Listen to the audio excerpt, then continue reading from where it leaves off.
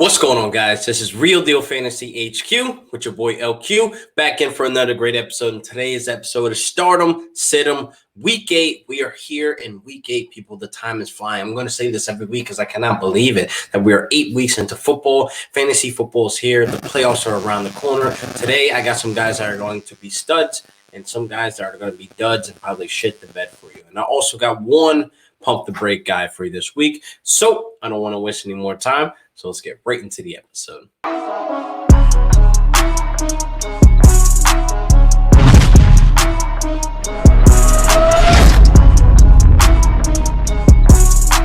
So Stardom, Situm, Week 8. First up, let's get right into it. I got Boston Scott going against Dallas. Boston Scott showed up and showed out last week with that division game against the Giants, and we definitely were happy that he was able to step up in a replacement, not a replacement, but step in, to be the next guy up to help Miles Sanders, you know what I mean, to actually put up big points for us. A lot of people sat him, which is unfortunate, but me in a couple of leagues, I started him only for the simple fact that I really had nobody else dealing with injury with Austin Eckler, Nick Chubb, etc. The list goes on. But again, Boston Scott showed up and showed out, and I definitely think this week against a very beaten and brutal Dallas Cowboys, they are literally the worst defense in the league right now, giving up a ton of points, giving up a ton of yards as well, passing and running. So it's going to be maybe a slaughterhouse, you know what I mean, with the Eagles. So Eagles have the matchup. They should show up and show out.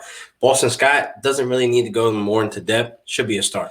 Next up, I got Jonnu Smith for the start this week. In the last 2 weeks, I've been screaming, Jonnu Smith, what's going on? I've been screaming last week that you should sit him, pump the brakes on him, and et cetera, et cetera. But let's just relax. This is going to be the comeback season. This is going to be the nice, juicy matchup that we needed, that we wanted, out of Jonnu Smith. He was on track, looking great, 181 yards, 3 touchdowns, 13 receptions, the first 3 weeks of the season. So that's definitely, something that we were very happy about. And then COVID happened with the whole entire organization, then coming back, them firing on all cylinders, and then boom, the ankle injury happens. But before that, ankle injury, he only had 2 targets. So that was something that I definitely didn't, like, but I took it to the chin because it was a very tough matchup. Now, last week, you should have sat him on your bench, being that they were facing the Pittsburgh Steelers. That is a very tough defense. They're literally the top 3 defense, in the league right now in all platforms, you know what I mean? And I don't care what you're even thinking to start Jonnu Smith against Pittsburgh. That is a no-no, basically. But that's definitely where we're at this week against Cincinnati, which is a great matchup, the 30th against,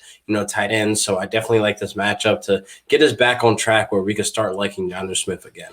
Next up, my boy, I could finally talk good about him. He's been very impressive the last couple of weeks. He definitely, showed up and showed out last week, even though he did that accidental, touchdown. But, hey, I'll take it, man. Run the fantasy points up. It's not like the Falcons are going to try to make it to the playoffs or anything like that, because they're definitely not. So it's a dub for that. So Todd Gurley, let's get these fantasy points rolling and run it up. But 7 touchdowns so far this season. He saw a season high 25 touches last week. He has this nice matchup against the Panthers that I am so happy to have. Going into this week, I definitely want to start the week off with some nice, juicy 20-plus points. You know what I mean? The last time he faced the Panthers, put up 121 yards, people. So the Panthers are still bad at stopping the run. They've been given a lot of, points, a lot of yards on the ground to fantasy football, running backs and all this other stuff. So I definitely think Todd Gurley this week should be a start and forget. Now, let's not try to steer away that he's actually a top 10, running back right now in PPR. He's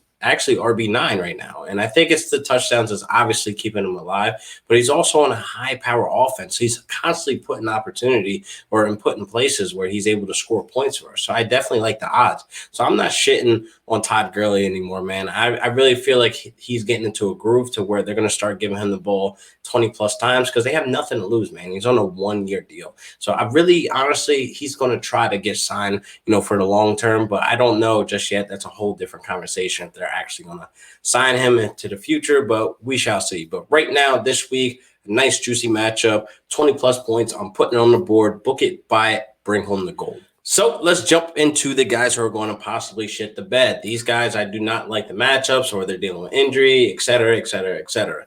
First up, Chase Claypool against Baltimore, man. Oof, did he have us in pain last week. It was nice while it lasted.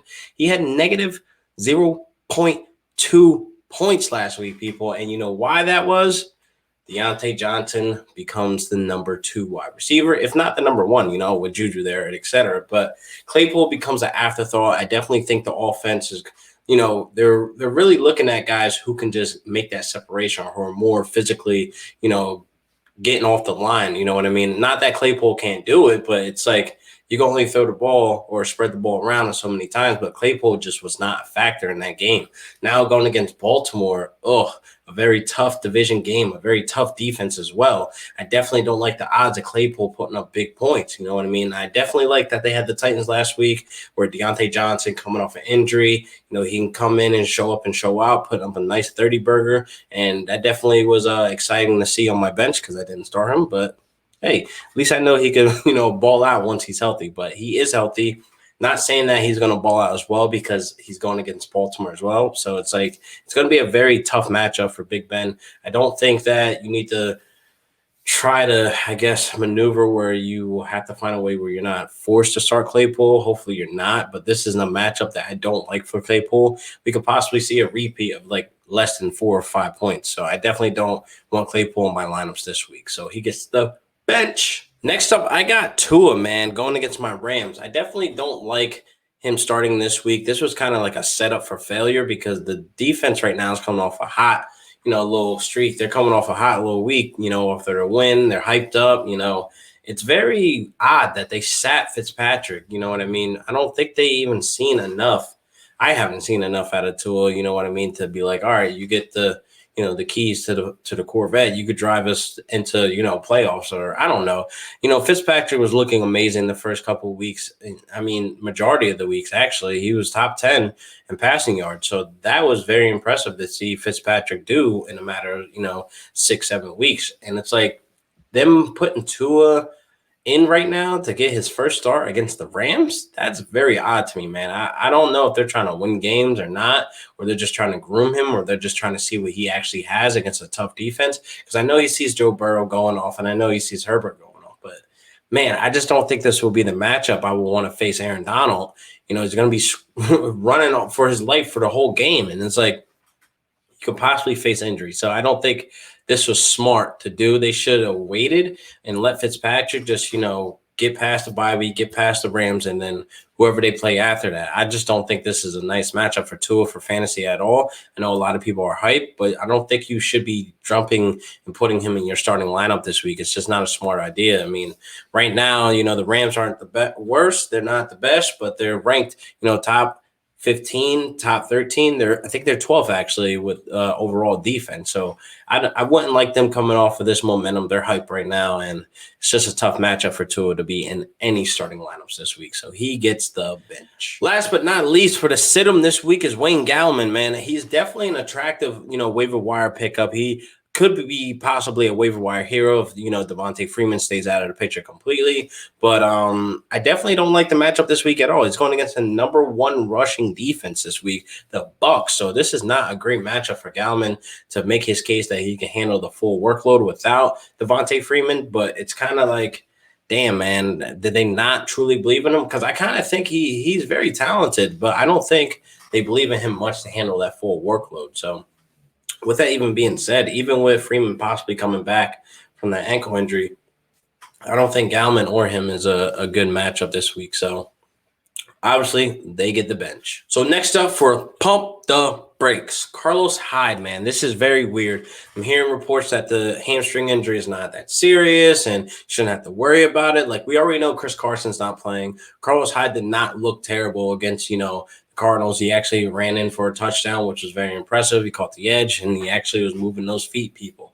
Now, Carlos Hyde is still a very good running back. I was saying this from Jump Street. I mean, he's coming off a 1,000-yard season with Houston that don't really run the ball that well. So it's kind of like, with Carlos Hyde being there, he's a very impact player. So I definitely think he's a good start, but here's the problem. This is why I'm pumping the brakes on him. That hamstring, man. They're saying it's not that serious, but it's still a hamstring injury. He could possibly re-injure that shit in the second quarter or the first quarter or even 5 minutes into the first quarter. You know what I mean? And he ends up burning you because he's sitting in your starting lineup, with a hamstring injury that we knew about. I just don't think it's that smart to go and start Carlos Hyde with this hamstring, lingering. And even so, they're probably going to play it safe with him because there's really nobody else on that roster that can run the ball. But it's kind of like you got to roll the dice on this one where you really don't have to. I mean, I understand guys are on bye week, but damn, man, I wouldn't want to be putting into my starting lineup a guy that could possibly face injury that game and be out longer. You know what I mean? So I know a lot of people pick them up off of waivers or they have them stashed and et cetera. Just pump the brakes. Just wait and see. See what happens, man, because I would hate for you to have him in your starting lineup and then boom, he's injured in the first quarter. Now you just burn the entire roster spot, and then, the fantasy gods are against you, and somebody on your bench is going the fuck off for like 40 points. That's usually how it goes. But I'm pumping the brakes on Carlos Hyde this week. That hamstring injury is very, worrisome. It's going to linger, you know what I mean? So we just don't know what's going to happen with that. So pump the brakes. So I hope you guys enjoyed this week's episode of Stardom Sid'em / Pump the Brakes. So I want you guys to leave a like, comment below your start and sit questions. I'll try to get back to them as quickly as I can. I know I missed out on some last week, but I did make up for it, and I'm going to make up for it this week for when you guys comment. Same day, notifications on, I'm going to comment and respond back to your start and sit 'em questions. And hopefully my Wi-Fi isn't trashed this Sunday for last minute start and sit 'em. So hopefully, fingers crossed, Wi-Fi ain't trash and we're all a full go. So I'll see you guys next week for another great episode of Real Deal Fantasy HQ with your boy LQ. Peace.